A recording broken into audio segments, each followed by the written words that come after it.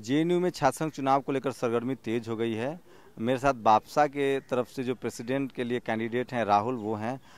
राहुल, क्या लग रहा है, किस तरह का सपोर्ट मिल रहा है आपको लेफ्ट और पार्टियों से, और जो ओबीसी के छात्र हैं जो कह रहे थे कि दलित हित की बात करते थे, वो उनके तरफ से किस तरह का सपोर्ट मिल रहा है?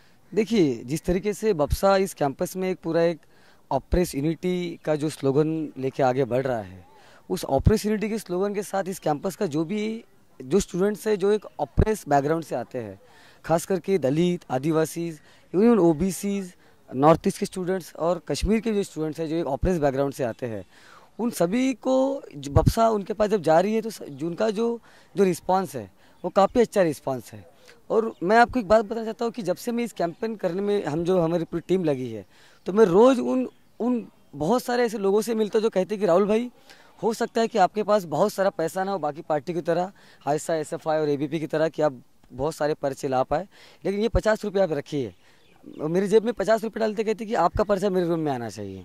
वो कहते कि मैं देखना चाहता हूँ कि आपको इस कैंपस का प्रेसिडेंट मैं आपको देखना चाहता हूँ। तो ये जो रिस्पांस है स्टूडेंट्स का, ये मेरे लिए बहुत बड़ी हिम्मत है।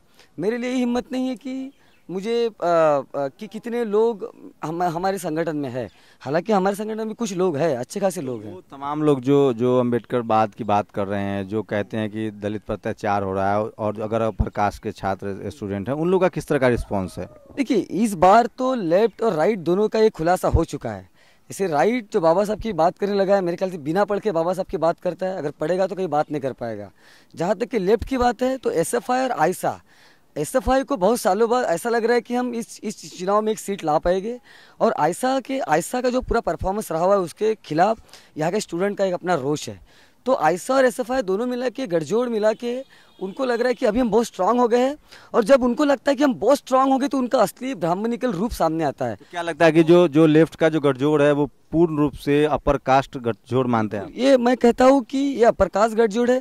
ये लोग दलित की बात करते हैं, दलित को यहाँ पर पोस्टर लगाने के लिए कहते हैं, लेकिन किसी दलित को अपना लीडर मानने के लिए तैयार नहीं है, किसी आदिवासी को अपना लीडर मानने के लिए तैयार नहीं, किसी माइनॉरिटी को अपना लीडर मानने के लिए तैयार नहीं है। तो जेएनयू कितना लिबरल है, और जेएनयू में जो दलितवाद की बात होती है, इस बार जेएनयू की परीक्षा है, लिटमस टेस्ट है कि वो एक दलित छात्र को अपना प्रेसिडेंट चुनता है कि नहीं, और इस पर पूरे देश की नज़र रहेगी, और इससे साबित होगा कि जेएनयू कितना लिबरल है और उसमें कितना कम लोग जातिवादी नहीं है या वो जातिवादी हैं। कैमरामैन विशाल के साथ शंभू कुमार सिंह, नेशनल दस्तक, दिल्ली।